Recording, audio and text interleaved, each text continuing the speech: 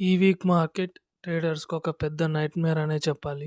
IT సెక్టార్‌లోని cell of మార్కెట్‌ని షేక్ చేసింది. ఈ వీక్‌లో ప్రతిరోజు గ్యాప్ అప్ లేదా గ్యాప్ డౌన్‌తో ఓపెన్ అవ్వడం వల్ల ట్రేడ్ చేయడమే చాలా కష్టమైపోయింది. కానీ ఇంత నెగటివిటీలో కూడా కొన్ని సెక్టర్స్ బాగా పర్ఫార్మ్ చేశాయి. హాయ్, నా పేరు శ్రీకర్.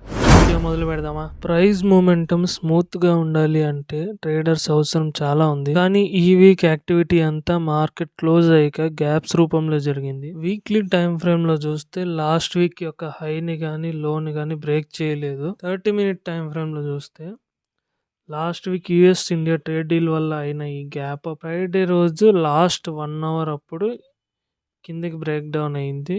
ఈ సపోర్ట్ దగ్గర ఉంది. సో ఇప్పటి నుంచి గ్యాప్ ఫిల్లింగ్ స్టార్ట్ అయ్యేకి ఛాన్సెస్ ఉన్నాయి. నిఫ్టీ అట్ ప్రెసెంట్ 25,400 దగ్గర సపోర్ట్ తీసుకుని ఉంది. ఇన్ కేస్ ఇది బ్రేక్ అయితే 25,300 ఇంకా 25,200 దగ్గర ఫిల్లింగ్ కంటిన్యూ అవ్వచ్చు. అట్ ప్రెసెంట్ మార్కెట్ యొక్క సెంటిమెంట్ నెగిటివ్ సైడ్కి ఉంది. టెక్నికల్స్ అయితే నెగిటివ్గా ఉన్నాయి. కానీ ఎఫ్ఐఎస్ ఇప్పుడు ఏం చేస్తున్నారో తెలుసా? షార్ట్స్ తగ్గినా కూడా మార్కెట్ ఎందుకు పడుతుందో ఆప్షన్ చైన్లో ఉన్న ఈ డేటా చెప్తుంది. ఆప్షన్స్ ఓఐ డేటా చూస్తే క్లియర్గా హెవీ సెల్లింగ్ కనపడుతుంది. 25,000 దగ్గర సపోర్ట్ ఉన్నా కాల్ సెల్లర్స్ అంటే బేర్స్ యొక్క స్ట్రెంత్ చాలా ఎక్కువగా ఉంది. ఫ్యూచర్స్లో షార్ట్ పర్సంటేజ్ 81.68 నుంచి 80.63కి తగ్గింది. ఇది మార్కెట్కి మంచి విషయమే. కౌంట్ వైజ్ చూస్తే ఇంకొంచెం పెరిగింది. స్టిల్ ఇది మంచి విషయం లాగా ఉన్నా కానీ మంచి విషయం కాదు. బుల్లిష్ నేచర్ మార్కెట్లో రావాలి అంటే ఈ లాంగ్ యొక్క పొజిషన్స్ 30% కంటే పైన మినిమం ఉండాలి. మార్కెట్లో బుల్లిష్ ట్రెండ్ రావాలి అంటే లాంగ్ పొజిషన్స్ మినిమం 30% కంటే పైన ఉండాలి. క్యాష్ మార్కెట్లో ఇది ఒక పెద్ద షాక్. ఎఫ్ఐఎస్ కంటిన్యూస్గా 3 డేస్ బై చేశారులే, ఇంకా మార్కెట్లో కొంచెం పాజిటివ్ మొమెంటం వస్తుంది అని అనుకునే లోపలే ఫ్రైడే రోజు ఒక్కరోజే ఇంత హ్యూజ్ సెల్లింగ్ చేయడం వల్ల ఈ వీక్ వచ్చిన గెయిన్స్ అన్ని వైప్ అవుట్ అయ్యాయని చెప్పొచ్చు. ఈ వీక్ కొన్న డబ్బులంతా ఈ ఒక్క రోజులోనే సెల్లింగ్ చేశారు.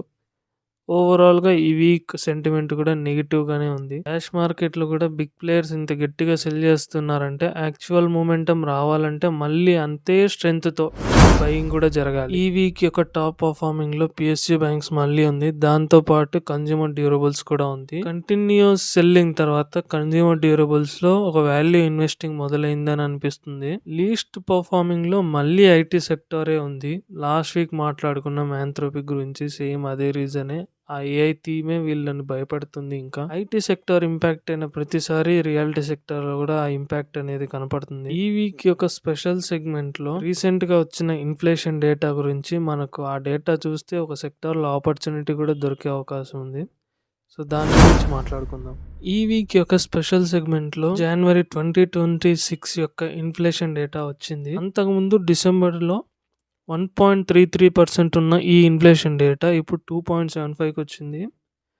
ఇది మార్కెట్కి మంచిదే. ఆర్బీఐ అనుకున్న 2 to 4 మధ్యలో ఉండాల్సిన రేంజ్లోనే ఇప్పుడు ఉంది ఇన్ఫ్లేషన్. అందుకే రెపో రేట్స్ కూడా కట్ చేయలేదు ఈ ఫిబ్రవరి మంత్లో. కానీ ట్విస్ట్ ఎక్కడంటే పర్సనల్ కేర్ సెగ్మెంట్లో 19% ఇన్ఫ్లేషన్ కనపడుతుంది. అంటే ఈ ప్రోడక్ట్ ప్రైజెస్ పెరగడం వల్ల హిందుస్థాన్ యూనిలివర్, డాబర్, మ్యారికో ఇట్లాంటి కంపెనీస్ ఏవైతే ఉన్నాయో లైక్ నైకా, హోనాసా కన్జ్యూమర్స్ ఇలాంటి చాలా కంపెనీస్ ఉన్నాయి. సో ఆ కంపెనీస్ అన్నిటికీ ఈ ప్రోడక్ట్స్ వల్ల ప్రాఫిట్స్ ఎక్కువ రాబోతున్నాయి. మీరు ఎఫ్ఎంసీజీలో ఇన్వెస్ట్మెంట్స్ ప్లాన్ చేస్తుంటే ఈ డేటా మీకు చాలా యూస్ఫుల్ అవుతుంది. మీకు ఈ అనాలిసిస్ నచ్చితే సబ్స్క్రైబ్ చేయండి. ఐటీ సెక్టర్లో ఎప్పుడు రికవరీ కనపడుతుందో కమెంట్ చేయండి. నెక్స్ట్ వీక్ కలుద్దాం. బాయ్.